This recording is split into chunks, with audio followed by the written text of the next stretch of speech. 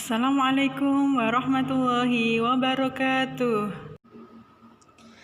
Ya, selamat pagi anak-anak semuanya. Hari ini kita akan belajar PPKN pada bab 3, yaitu mengenai keberagaman sosial, budaya, dan ekonomi masyarakat.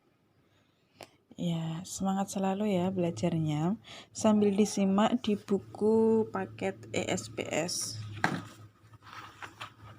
pada bab 3, yaitu yang pertama dari keberagaman sosial, keberagaman suku bangsa. Itu terbentuk karena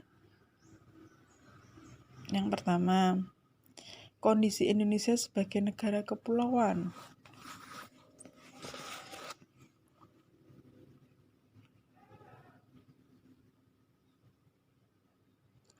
Lalu yang kedua, kondisi iklim dan keadaan alam yang berbeda-beda.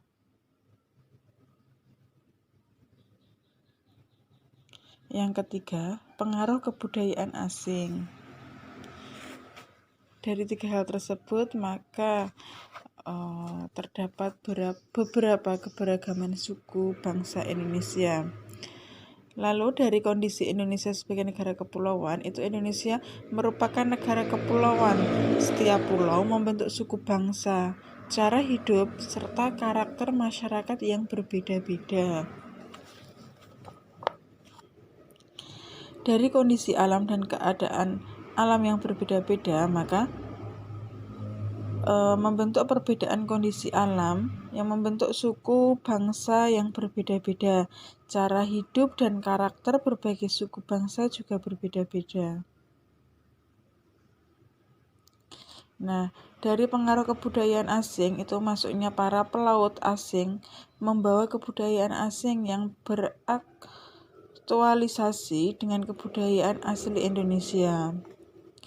Nah, meskipun Indonesia itu terdiri banyak keberagaman suku bangsa Indonesia, kita harus tetap saling menghargai dan saling menghormati berbagai macam kebudayaan yang berbeda-beda, keberagaman yang berbeda-beda.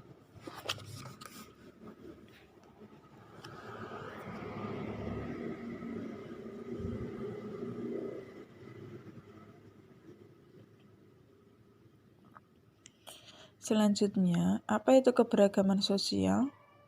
Yang tadi sudah dijelaskan, banyak sekali perbedaan antara pulau, antara suku misalnya. Nah, lalu tindakan yang sebaiknya dilaksanakan di tengah keberagaman suku, bangsa itu bagaimana? Nah, yang pertama itu selalu berkomunikasi dengan bahasa pemersatu, yaitu bahasa Indonesia yang baik dan yang benar ya. Yang kedua tentunya berpandangan bahwa suku bangsa Indonesia itu berbeda-beda, sehingga kita harus saling menghargai. Yang ketiga, jika kita sebagai pendatang, hendaklah bisa beradaptasi dengan lingkungan baru kita. Yang keempat, selalu beranggapan bahwa perbedaan suku itu merupakan kekayaan bangsa yang tidak dimiliki oleh bangsa lain.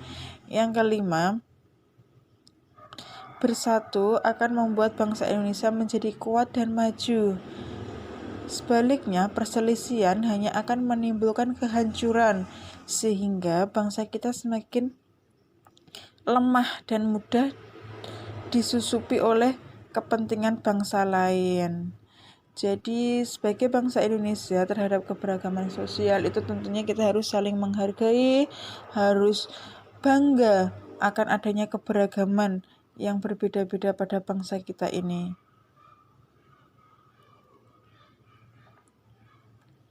Lalu harus tetap bersatu seperti semboyan bangsa kita.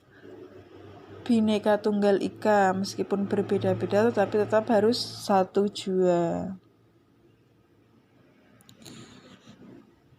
Tidak boleh saling mengejek, itu nanti akan menimbulkan perselisihan. Yang selanjutnya, keberagaman agama. Tuhan telah menciptakan wilayah Indonesia terdiri atas berbagai suku bangsa, sehingga adanya keberagaman agama dan kepercayaan kepada Tuhan Yang Maha Esa menjadi bagian dari keyakinan bangsa.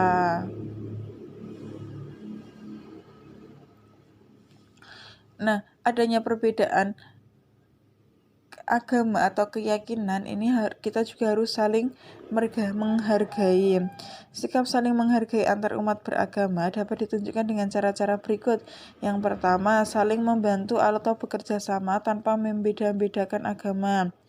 Yang kedua, tidak mengganggu umat agama lain yang sedang melakukan ibadah.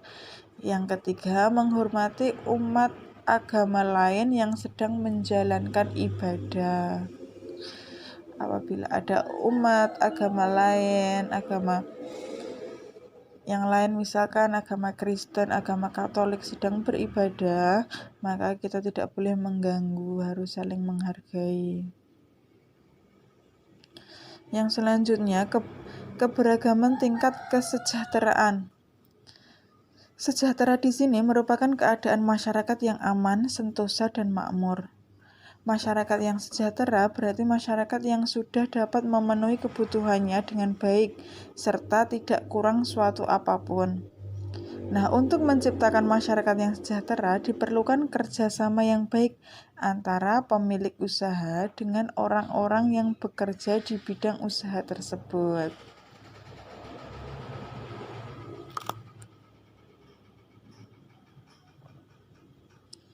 Banyak sekali macam keberagaman sosial.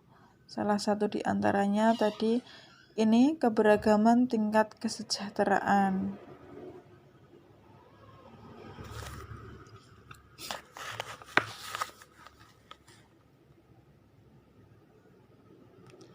Selanjutnya itu ada keberagaman tingkat pendidikan. Dalam suatu lingkungan tempat tinggal, terdapat keberagaman tingkat pendidikan. Sikap saling membutuhkan akan menjadikan keberagaman itu seperti sebuah kekayaan. Untuk itu, penting agar kita tidak mempermasalahkan adanya keberagaman tingkat pendidikan. Hal yang terpenting adalah sikap saling menghormati, membangun persatuan, dan hidup secara damai walaupun ada perbedaan-perbedaan di masyarakat. Tentu di masyarakat lingkungan sekitar itu ada berbagai macam perbedaan, salah satunya yaitu keberagaman tingkat pendidikan. Ada yang dari lulusan pendidikan, misalkan pendidikan dasar, pendidikan menengah, pendidikan atas, pendidikan sarjana. Yang selanjutnya keberagaman budaya. Itu terdiri dari budaya kita, keberagaman dari rumah adat, keberagaman pakaian adat. Setiap daerah memiliki keberagaman yang masing-masing. Keberagaman bahasa daerah, keberagaman tarian daerah, keberagaman upacara adat dan pertunjukan kesenian. Nah, 5 hal tersebut itu adalah bagian dari kekayaan di negara kita. Tambah lagi keberagaman lagu daerah dan alat musik tradisional. Kita sebagai warga negara harus bangga, harus mempelajari dan harus melestarikan agar budaya-budaya tersebut itu tidak luntur dan juga tidak hilang. Selanjutnya, pada keberagaman ekonomi,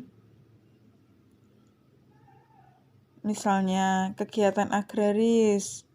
Agraris di sini adalah banyak yang bertani, bercocok tanam. Lalu kegiatan perikanan seperti nelayan. Yang ketiga ada yang berkegiatan perdagangan, jual beli. Yang selanjutnya ada di bidang kegiatan industri. Lalu ada juga yang ada pada kegiatan pertambangan, kegiatan pariwisata juga. Ini semuanya adalah kegiatan yang dilakukan dalam rangka untuk memenuhi ekonomi mereka. Mereka dalam memenuhi ekonomi memiliki cara yang berbeda-beda. Terima kasih.